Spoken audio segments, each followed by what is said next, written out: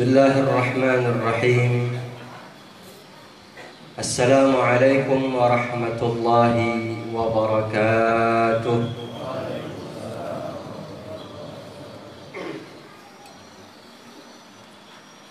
Alhamdulillahi rabbil alamin. Ashhadu an la ilaha illallah wahdahu la syarika lah. Wa ashhadu anna sayyidana wa nabiyyana Muhammadan abduhu wa rasuluh. Allahumma salli wa sallim ala sayyidina Muhammadin afdalil habaib wa ala khatanihi amiril mu'minin Ali ibn Abi Talib wa ala sibtaynihima al-Hasan wal-Husayn wa ala ummihima az-Zahra dhawil mafakhiri wal manaqib. Salatan wa salaman la yuhsi hima hasib. Amma ba'd. Qala Allah Ta'ala fi kitabihil karim, a'udzu billahi minasyaitonir rajim. Bismillahirrahmanirrahim. Ya ayyuhalladzina amanu taqullaha haqqa tuqatih wa la tamutunna illa wa antum muslimun. Sadaqallahul azim. Hadirin hadirat yang dirahmati Allah, yang sama-sama kita hormati, kita muliakan, kita banggakan dan kita cintai, yakni Habibana Zainal Abidin bin Muhsin bin Ali Al-Hindwan, yang pada saat malam hari ini Allah Subhanahu wa Ta'ala perkenankan dan izinkan kita semua untuk bersua dengan beliau, selaku mengingatkan kepada kita kembali tentang masa yang sudah lalu beberapa tahun yang lewat. Semoga apa yang menjadi ingatan kita semua di malam hari ini semuanya akan menambah rasa cinta yang telah ada di dalam hati ini. Semoga rasa ingatan yang ada pada kita di malam hari ini akan menambah keistiqamahan yang sudah ada di dalam keseharian kita. Amin ya rabbal alamin. Begitu juga yang kita sama-sama hormati Habib Alwi, dan juga ada Ustaz Thaha Diban dan segenap para asatid, para tuan guru, tokoh masyarakat, dan segenap kepengurusan Majelis Tariqat Alawiyah Naqsyabandiyah di Samuda ini, dan segenap kepada kepengurusan yang melaksanakan acara pada malam hari ini. Semoga Allah Subhanahu wa Ta'ala membalasnya dengan sebaik-baiknya balasan. Amin ya rabbal alamin. Hadirin hadirat yang dirahmati oleh Allah, tidak bisa kita ingkari di malam hari ini setiap dari kita semua pasti akan terbawa ingatannya kepada beberapa tahun yang silam, tentang dua sosok manusia yang di dalam pandangan dan hati kita, keduanya adalah sosok manusia yang begitu sangat mulia. Yang pertama, beliau adalah guru kita bersama, Al-Habib Haidarah bin Muhsin bin Ali Al-Hindwan, yang telah menanamkan cahaya zikrullah ke dalam hati kita semua. Dan kemudian yang kedua, beliau adalah Al-Habib Murtada bin Muhsin bin Ali Al-Hindwan, yang telah memberikan pencerahan, wawasan keilmuan terhadap kita semua.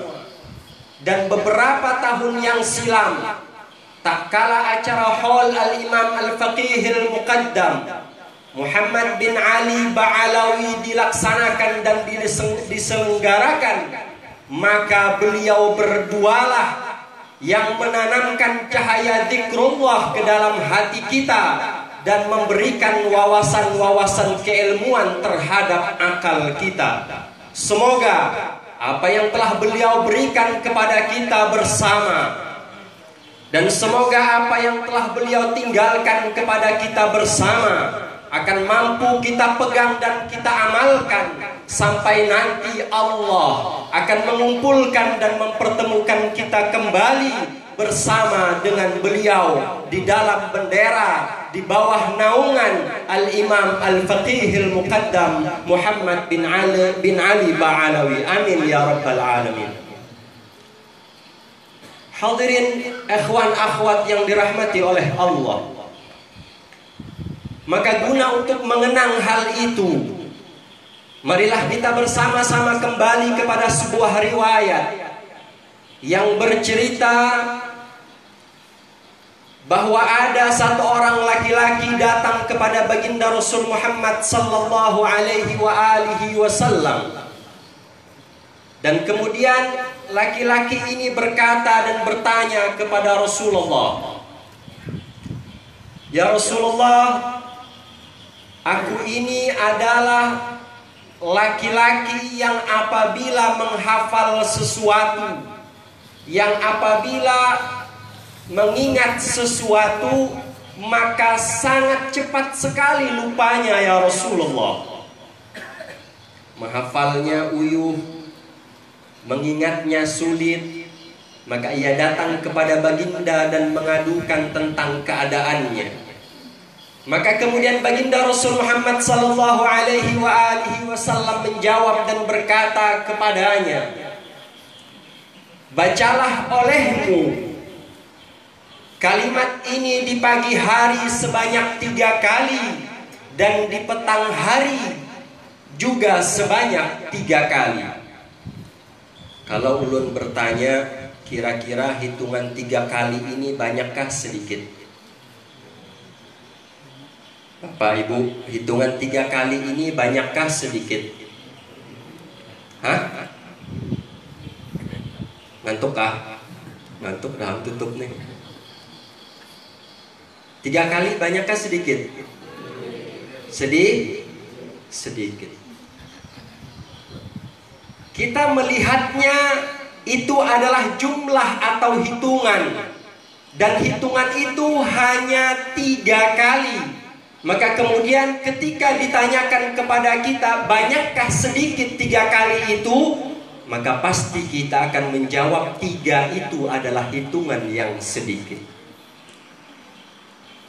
Namun di saat yang memberikan hitungan itu adalah baginda Rasulullah, namun di saat yang memberikan jumlah itu adalah kekasih Allah, baginda Rasul Muhammad sallallahu alaihi wasallam, maka benar dalam akal kita jumlah 3 itu adalah hitungan yang sedikit. Namun tak kala kita membacanya, maka niscaya tidak ada malaikat yang mampu untuk menghitung pahalanya.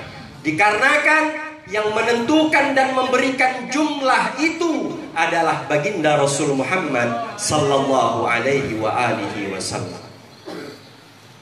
Rasul berkata, bacalah olehmu, Allahumma ja'al nafsi mutmainnatan tu'minu biliqa'ika wa taqna'u bi'ata'ika wa tarda biqada'ika.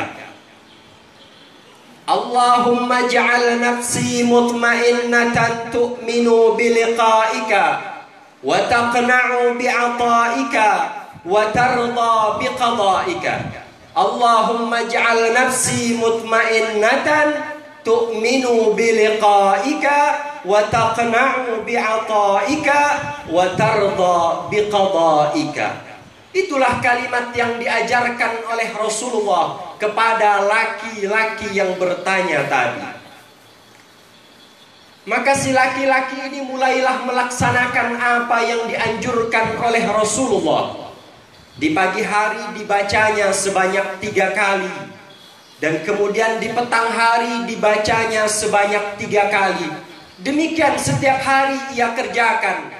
Maka berjalan waktu ia berkata, demi Allah, ketika aku membaca apa yang diajarkan oleh Rasulullah, maka semenjak itu tidak ada satupun yang terlupakan dan terlepas dari ingatanku, melainkan semua apa yang aku lihat, apa yang aku dengar, dan apa yang aku pelajari, semuanya ada di dalam ingatanku. Itu semua berkat karena doa yang diajarkan oleh baginda Rasul Muhammad sallallahu alaihi wa alihi wasallam. Hadirin hadirat ikhwan akhwat yang dirahmati oleh Allah.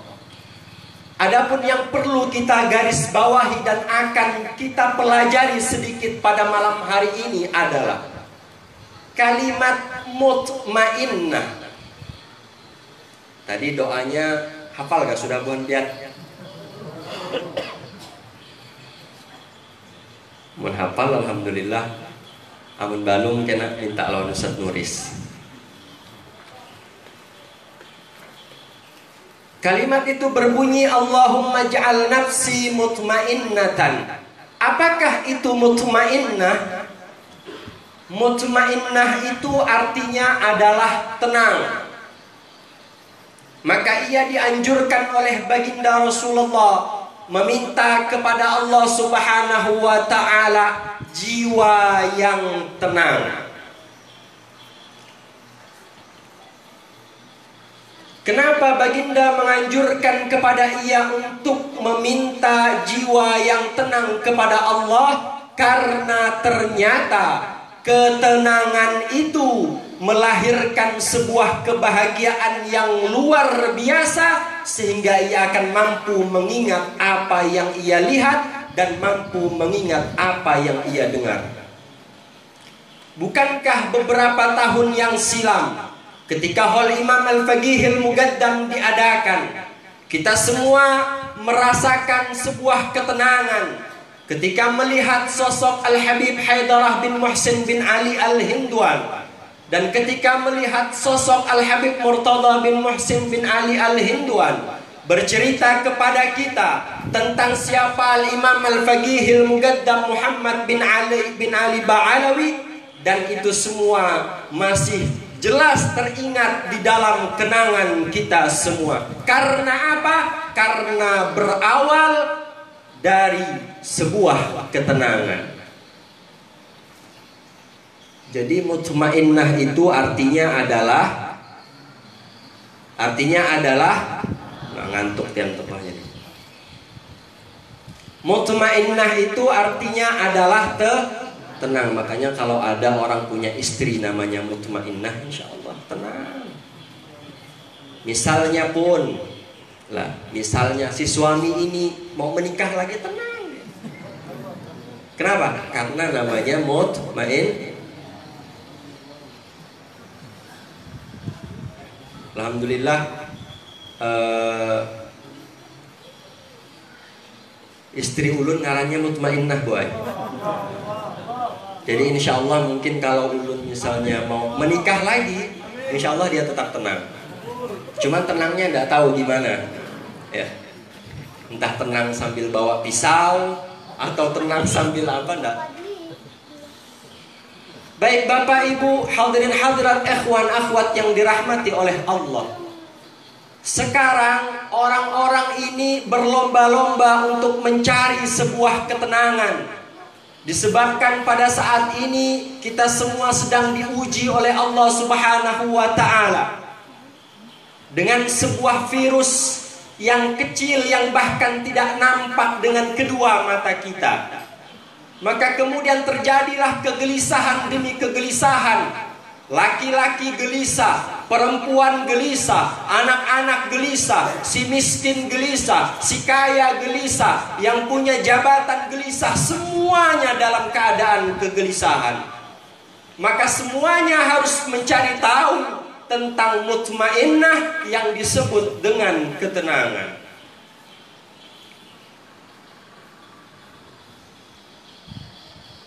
Karena baginda Rasul Muhammad sallallahu alaihi wasallam, beliau menyebutkan di dalam sabdanya bahwa tergesa-gesa atau lawan daripada mutmainnah, kebalikan daripada tenang, tergesa-gesa itu adalah merupakan perbuatan syaitan. Dalam perkara apapun, apabila engkau tergesa-gesa, maka pasti engkau akan merasakan sebuah kecewaan yang ada di dalam hatimu, karena engkau merasa tidak puas dengan apa yang engkau hasilkan dari keputusan itu sendiri. Maka Al-Imam Al-Faqih Al-Muqaddam Muhammad bin Ali Ba'alawi, beliau adalah salah satu contoh yang terbaik di dalam memberikan kepada orang-orang yang kenal kepada beliau tentang ketenangan. Beliau adalah suri tauladan yang terbaik yang harus kita contoh dan kita ikuti, sehingganya kita akan mendapatkan ketenangan. Ada orang yang merasa tenang ketika ia mendapatkan rizki, maka kemudian ia bersyukur kepada Allah Subhanahu wa ta'ala. Ada yang dengan cara membelanjakannya, ada dengan cara mensedekahkannya, ada dengan cara menabungnya, dan lain sebagainya. Maka ketika rizki itu berkurang, maka kemudian mulailah muncul kegelisahan. Yang tadinya ia dalam keadaan tenang ketika mendapat rizki dari Allah, dan kemudian rizki itu ia tabung, rizki itu ia sedekahkan, rizki itu ia belanjakan. Dan ketika rizki itu sudah mulai berkurang, maka kemudian mulailah kembali muncul kegelisahan di dalam hatinya. Kemudian ada lagi di antara mereka yang mencari ketenangan itu beradu nasib dalam mencari jabatan. Maka ketika ia mendapatkan jabatan itu, maka kemudian ia merasakan sebuah ketenangan. Namun tak kala jabatan itu digoncang oleh orang-orang dengan fitnah dan lain sebagainya, maka kemudian mulailah muncul lagi kegelisahan-kegelisahan. Lantas rumusnya seperti apa?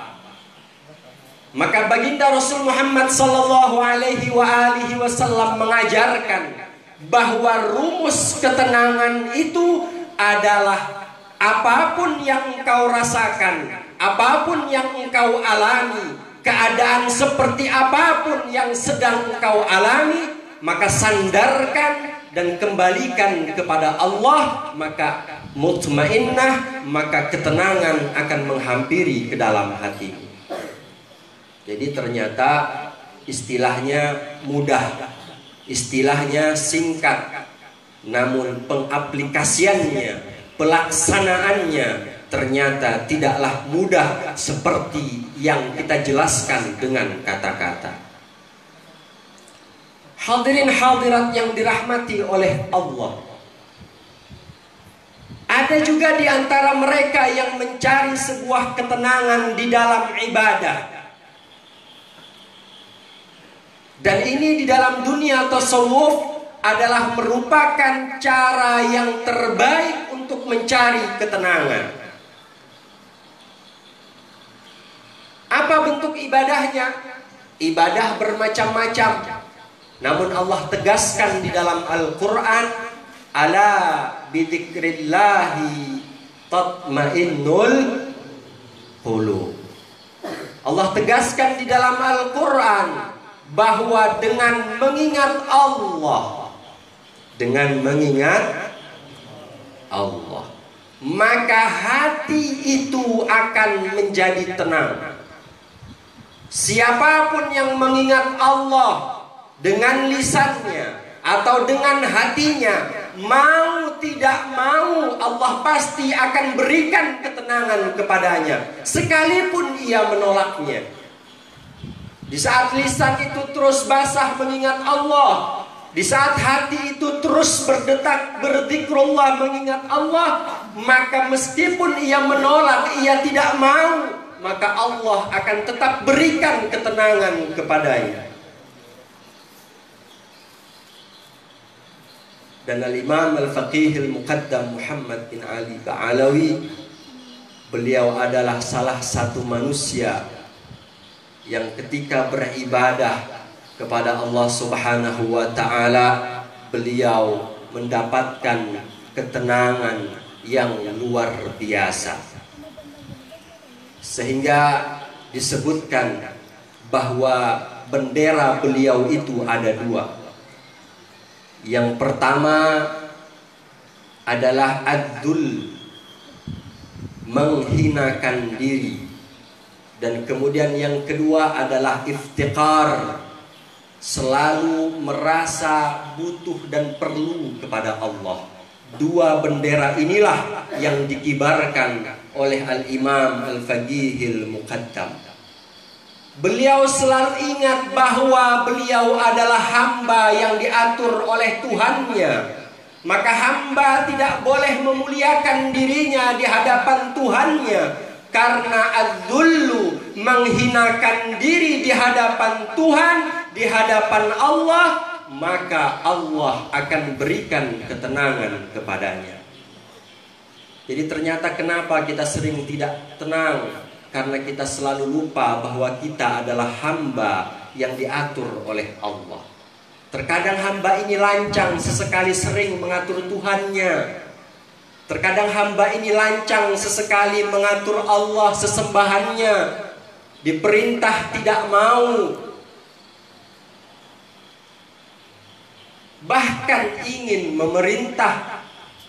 Sebab itulah kenapa kita tidak mendapatkan ketenangan. Kemudian al-iftiqar, yakni selalu merasa perlu dan butuh kepada Allah Subhanahu wa ta'ala. Al-Imam Al-Faqih Al-Muqaddam, karena beliau betul-betul sadar bahwa beliau adalah hamba Allah yang selalu perlu kepada Allah Subhanahu wa ta'ala, sehingga di ujung usianya Allah Subhanahu wa ta'ala membuat beliau lupa kepada segala-galanya. Yang ada di jasmaninya hanyalah Allah, terlebih lagi yang ada di dalam rohaninya hanyalah Allah Subhanahu wa ta'ala. Andai, kata ulama, beliau tidak dimasuki makanan ketika keadaan seperti itu, maka niscaya beliau akan abadi. Namun karena dimasukkan kepadanya makanan dan minuman, maka kemudian beliau pun kembali menemui Allah Subhanahu wa ta'ala. Hadirin ikhwan akhwat yang dirahmati oleh Allah. Kemudian yang terakhir,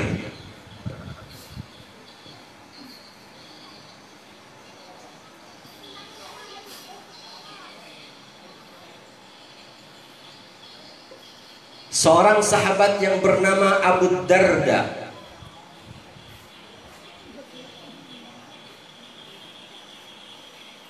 beliau berkata, aku mendengar baginda Rasul Muhammad sallallahu alaihi wa alihi wasallam.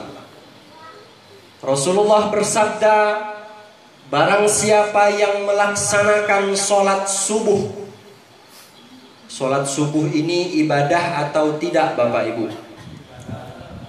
Maka berarti ada kesempatan bagi kita semua untuk mendapatkan ketenangan dari ibadah tersebut.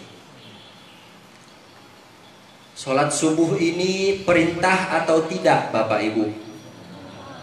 Berarti ada kesempatan bagi hamba ini untuk mengingat bahwa itu adalah perintah dari Allah dan si hamba harus mengerjakannya. Maka Rasul sallallahu alaihi wasallam bersabda, kata beliau, barang siapa yang melaksanakan sholat subuh di dalam jamaah, maka kemudian ia duduk di tempat duduknya. Sampai kapan? Sampai terbitnya matahari. Kira-kira berapa jam Bapak Ibu? Habis sholat subuh duduk sampai terbit matahari, 1 jam sampai lebih. Hatta tatlu'a syamsu. Ia duduk sampai terbitnya matahari. Konon di daerah Ulun itu, daerah Sukamara dan sekitarnya, Kuala Jelai, pesisir, daerah pantai, itu dulu orang-orang tuanya itu rata-rata mengamalkan ini. Jadi karena dulu belum tahu, jadi bahasanya itu ilmu pesugihan. Ilmu pesugih, kalau engkau ingin kaya, katanya, maka selesai engkau sholat subuh, maka duduklah di tempat dudukmu sampai terbitnya matahari. Dan subhanallah, banyak yang mengamalkan itu dan semuanya sukses. Dulu mungkin beberapa haji di sini pernah mengalami suksesnya waktu kayu masih jaya. Iyalah, musim kayu, sempatlah di sini musim kayu. Nah dulu rata-rata di sana itu bos-bos kayu itu melaksanakan ini. Kenapa? Karena bahasanya ini adalah ilmu pesugihan. Jadi pas sembahyang subuh itu duduk kayak, pokoknya apakah yang dibaca? Baca subhanallah kah? Baca apakah? Pokoknya kada berdiri dari tempat duduk itu kecuali sudah terbit matahari. Itu amun kada digoda lawan istri, amun digoda lawan bini, bang, udah hamba. Nah, bisa terputus tuh. Baik, Bapak Ibu yang dirahmati oleh Allah, maka apa yang terjadi ketika si hamba melaksanakan sholat subuh berjamaah dan kemudian ia duduk di tempat duduknya sampai terbitnya matahari, maka a'tahullahu asyra khisalin, maka Allah subhanahu wa ta'ala akan memberikan kepadanya 10 perkara. Kurang baik apalagi Allah, kurang baik apalagi sesembahan kita ini. Satu perintah engkau kerjakan, maka engkau akan mendapatkan 10 perkara. Apakah 10 perkara itu? Yang pertama adalah taubatun qablal maut, yakni engkau akan diberikan kesempatan oleh Allah untuk bertaubat sebelum kematian datang kepadamu. Kemudian yang kedua adalah barakatun fi rizqihi, keberkahan di dalam rizkinya. Kemudian yang ketiga adalah salamatun fi badanihi, yakni keselamatan atau kesehatan di dalam badannya atau jasmaninya. Jadi ini bisa jadi solusi. Kalau kena corona, sholat subuh ya berjamaah, duduk sampai terbitnya matahari. Tidak mungkin Rasulullah itu bohong. Tinggal tergantung keimanan di dalam hati kita, mempercayai tentang sabda-sabda kenabian. Apabila keyakinan dan kecintaanmu terhadap sabda-sabda kenabian itu luar biasa, maka insya Allah apapun yang engkau kerjakan dari apa yang disabdakan oleh Rasulullah, maka semuanya akan engkau dapatkan. Kemudian yang keempat adalah mahabbatun fi qulubil khalaq, engkau akan dicintai, disukai, disenangi oleh orang-orang yang ada di sekelilingmu. Kemudian yang kelima, yarfa'u anhu dhaiqul 'aish, yang resah dengan sempitnya rezeki, maka Allah subhanahu wa ta'ala akan angkat kesempitan itu dan Allah akan bukakan kepadanya rezeki yang banyak. Dan kemudian yang keenam, yakhruju minad dunya bi kalimatil ikhlas. Yang keenam adalah ia akan keluar dan mati meninggalkan dunia dengan kalimat la ilaha illallah Muhammadur Rasul. Kemudian yang ketujuh, yuwasi'u qabruhu, Allah akan lapangkan kuburnya. Kemudian yang kedelapan, Allah akan berikan kitab atau buku catatannya dengan tangan kanannya. Kemudian yang kesembilan, dia akan melintasi siratal mustaqim seperti cepatnya kilat yang menyambar. Kemudian yang terakhir, wa ashiruha yadkhulul jannata bighairi hisab. Dan yang ke-10, masuk ke dalam surga Allah dengan tanpa hisab. Allah berikan ketenangan dan kemudian Allah berikan 10 perkara. Dan 10 perkara itu tidak hanya tentang masalah dunia, melainkan masalah akhirat pun Allah berikan di dalamnya. Demikianlah sabda-sabda kenabian mengajarkan kepada kita tentang mencari ketenangan demi ketenangan, seperti yang dicontohkan oleh Al-Imam Al-Faqihil Muqaddam Muhammad bin Ali Ba'alawi. Hadirin hadirat yang dirahmati oleh Allah, semoga Allah Subhanahu wa ta'ala mengampunkan dosa kita semua, dan semoga Allah Subhanahu wa ta'ala menambahkan keyakinan di dalam hati kita, menambahkan kecintaan di dalam hati kita, sehingga kita mampu istiqamah di dalam mengikuti sunnah-sunnah kenabian. Dan semoga Allah Subhanahu wa ta'ala mematikan kita semua dalam keadaan husnul khatimah. Amin amin ya rabbal alamin. Hadirin hadirat yang dirahmati oleh Allah, demikian yang dapat kami sampaikan. Kurang lebihnya mohon maaf yang sebesar-besarnya. Wallahul hadi ila siratal mustaqim. Thumma assalamu alaikum warahmatullahi wabarakatuh.